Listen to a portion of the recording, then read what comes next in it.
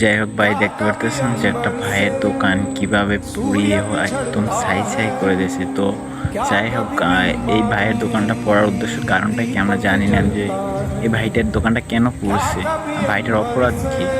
ভাইটার দোকানটা এরকম আর কি পোড়াচ্ছে কি না পোড়াটাই ভালো ছিল, বাট এরকম আর কি নিজেদের হাতে নিজেদের পরিবেশে যদি এরকম নষ্ট করি, তাহলে বাহিরের মানুষ কি করবে বলেন। দেখেন কীভাবে পড়তে আছে।